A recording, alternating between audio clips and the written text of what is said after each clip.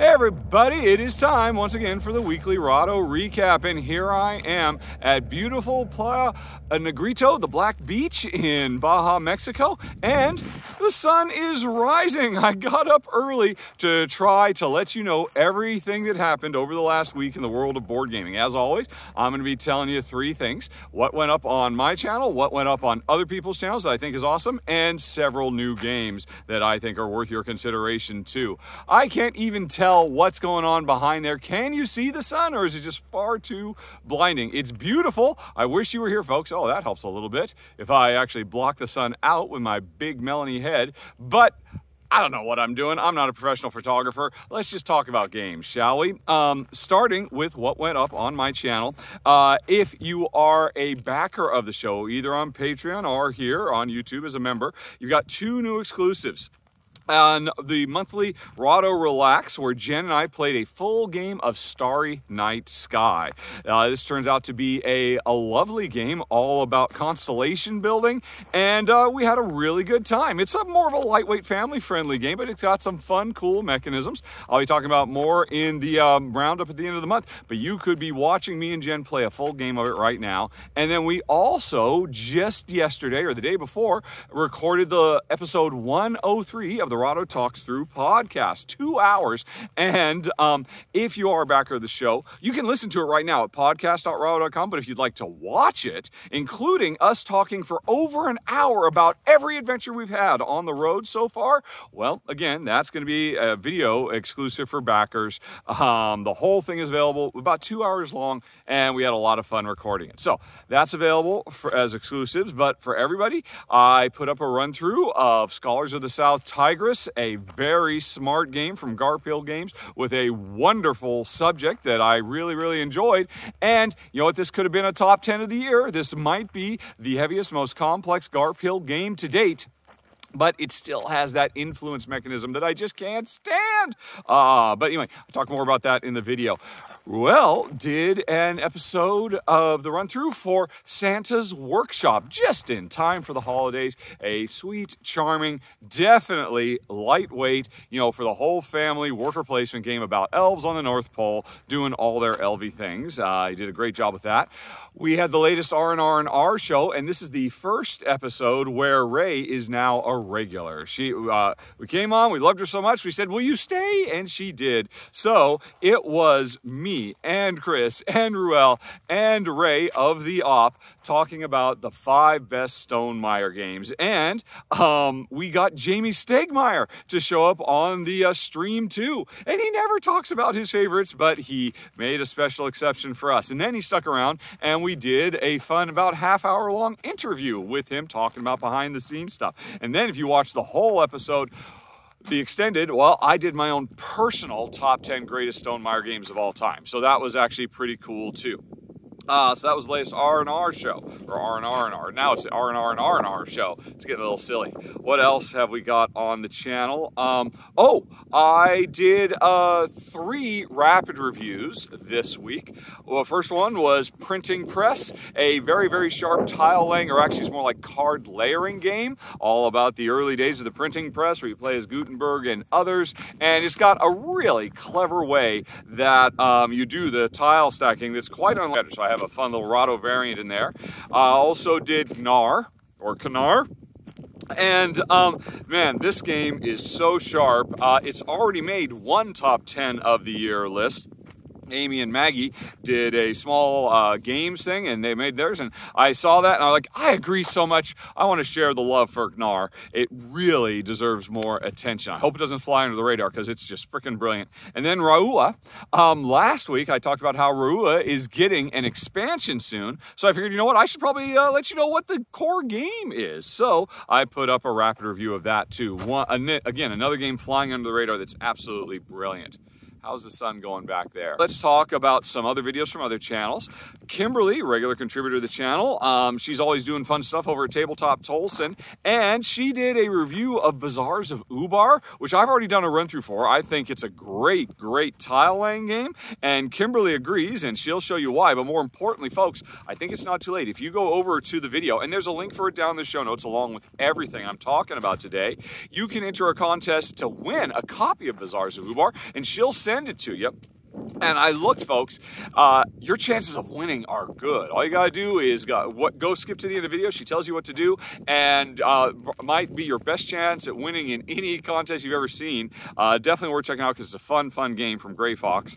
Okay, Board Game Blitz. Oh, man. She did this awesome video where she did behind the scenes on making a podcast. So they actually spent almost no time talking about the recording. Instead, talking about what happens after the recording, before the podcast is actually shared with the world. It was about 20 minutes long, and I was mesmerized. Were you actually going to get this thing done in time for your deadline? It was really fun, very enlightening, and I think folks who are at all interested in board game media, you definitely want to check out Board Game Blitz's podcast behind the scenes video. Oh man, really enjoyed it.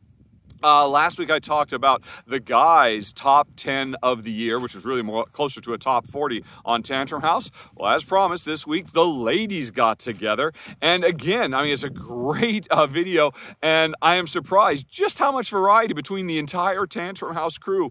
If you want to hear about all the best games, and there were some games on this list that I knew nothing about, but they really convinced me that they are worthy of checking out too. So Tantrum House's ladies' top 10 of 2023, which again, since they had so few overlaps, is closer to a top 40. You'll hear about a bunch of games. Okay. Well, my best buddy in board gaming, he put up a fun list. You know, everybody these days does, hey, here's the games we play. I played over the last month. Ruel also does a monthly live stream. The best games you played on the live stream, he just asks folks who are watching, well, what have you been playing? And then there's just like a really casual, chill conversation about these games. That is what Ruel does better than just about anybody in board game media. Lovely, charming, laid back, chill conversations about board games. And if that sounds fun to you, it'll be a lot of fun. What's really interesting is, you know, he doesn't know what his audience is going to say they've been playing, so he's got to be prepared to talk about it. And I'm surprised how good a job he does. Okay, let's see. All right. Oh, Board Game Sanctuary. Danny as the first one I've seen to do an anticipated games list for 2024. He had 15 games. Several of them I know are going to be on my most anticipated list when I do one on January 1st. But I am definitely going to have to come back and check his list when I'm doing mine, because he had some good suggestions that I had missed that slipped between the cracks. So Board Game Sanctuary is first out of the gate with a great looking anticipated for 2024. It's going to be very useful for me, that list. Thank you, Danny. And then finally, one more, Jason of the One Stop Co-op Shop. Oh, he did a great review, like 5 things you got to know about Tesseract. And this is breaking my heart. Every time I see something about Tesseract, I want to play it even more. It looks so good. And Jason convinced me it might make it my top 10 of the year. It looks so amazing. But I am out here in the middle of Mexico. I'm not going to be getting a copy anytime soon, sadly. But if you'd like to know more about Tesseract and what makes it really special, oh man, it looks so good. Check out Jason's review of it. A very quick one. Like I said, I think it was 5 things, you know, good and bad about Tesseract. Phew. Okay, folks. So, the sun is up and at 'em, which again, I don't suppose you can actually see it all, can you? Nope, it's very blinding. That's okay. What if I click on my screen? Will that make it appear briefly?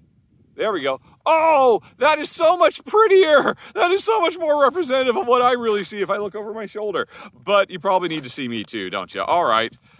This was ill-conceived. But anyway, folks, last thing I always do on these weeklies is tell you about new games. And I've got 5 games I think you want to know about that I found out about this week. Let's go. My most anticipated, of course, would be the latest from Stefan Feld, Nassau.